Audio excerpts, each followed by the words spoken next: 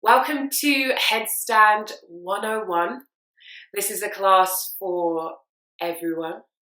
If you've never ever been upside down before, I will be taking you step by step through how to move on your headstand journey. If you've been upside down but you have some questions, or you're not sure if you're doing it right, or you're not sure how to enter in a more controlled fashion, or you're getting some kind of issues with your neck when you're up there, or you don't feel like your base perhaps is in the right place and you have some questions, or just perhaps to hear a different way to get up. Maybe you go into headstands all the time and you're just here to see,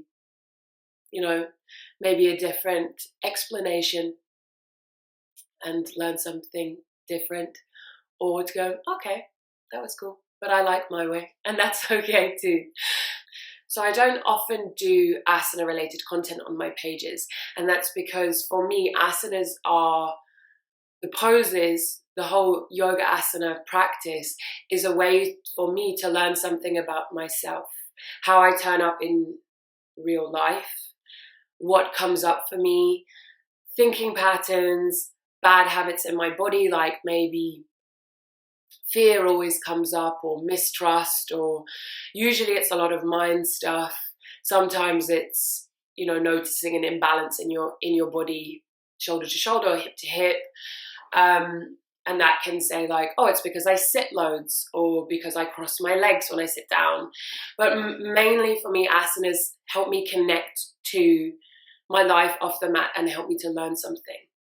And it's not easy to convey that in a video online. So that's why I don't do a lot of asana stuff. But a lot of you have been, or a fair few of you, have been asking me about headstands, because I've put up some videos of me doing them, or a picture, or we're friends, and you know that you can ask me a question and I'll get back to you about it. So I decided that I was going to do a video, but what I want to not hammer home, I don't want to drive the point home. If it's not for you, then it's not for you. But what I want to underline here is that this asana, this pose, headstand, will teach you a lot more than just how to physically invert your body, how to physically turn upside down. Personally, I've felt a lot of fear, a lot of doubt in this pose, coming to this pose and learning this pose, and it helped me to overcome that, learn how to handle that. Just that's an example. So it might not be fear for you, it might be something else, it might be nothing, but just to be aware that this is more than just going upside down, for me anyway, and that's what I want to implore. This is not just you're a success if you go upside down. There's lessons to be learned through the whole practice, and if you find something, just acknowledge it, sit with it without judging it or trying to push it away or label it or be afraid of it. The practice is a safe space. So come out, maybe stay there a while working on that bit.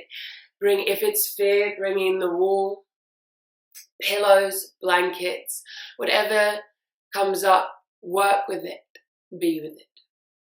Okay, so another reason that headstands are amazing for me personally is that I find them very uplifting, my mood changes if I'm feeling a bit down or having a bit of a low energy day, feeling a bit crappy.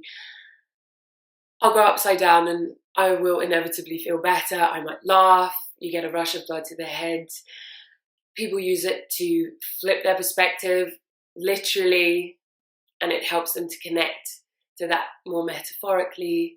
So there's loads of amazing benefits of headstands. It's also really strengthening for, your spine, your shoulders, your core, everything. If you have any back or neck injuries, please do not do headstand. Please do not do headstand if you have any pain in your neck, any pain in your back. If you have low or high blood pressure, please do not do headstand unless you have discussed this with a doctor or you are with pupil, perhaps a teacher, but I would say that safer to not do it. If you have a headache, if you have a heart condition, if you have glaucoma, detached retinas, or anything to do with the eyes not going upside down, is probably better for you. If you are pregnant and you are watching this video because you want to learn headstands, I would suggest not doing headstands unless you have checked in with your doctor or anyone else. If you are pregnant but already have headstands in your practice, then people say that you can continue with your headstand practice. But adding it in is not recommended.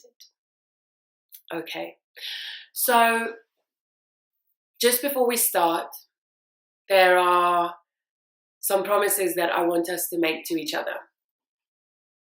So you can do Scouts honor, Brownies honor, whichever you're in, or you can, have one hand on your heart, put your hand up.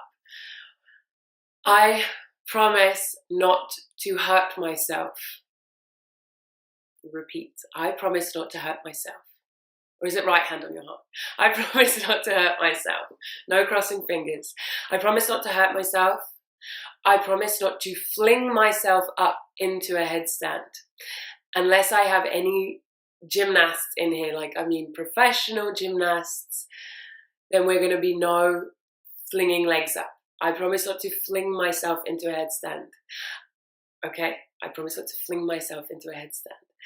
I promise to love my headstand whatever part of the journey I'm on. I promise to love my headstand whatever it looks like. I promise to love my headstand in however it is today, whatever part of the journey you're on.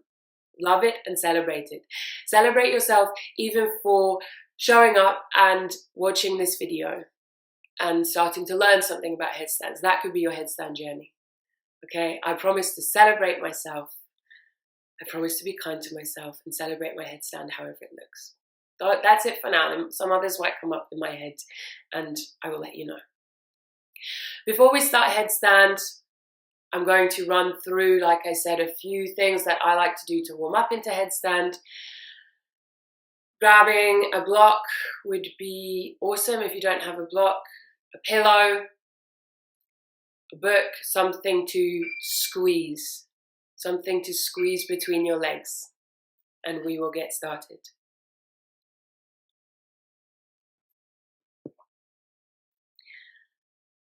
Before we get started in a headstand, we're going to be working through some movements, like I said, these warm-ups, these connections. So the first things we'll be doing is breath, then some movements. For the movements, a block would be awesome, maybe a pillow, a book, something that you can squeeze between your legs. I always have a blanket nearby. If we're on our knees at any point, I like to pad up, especially if I'm on a hard floor. But that's just me. I'll be getting it off the mat at some point.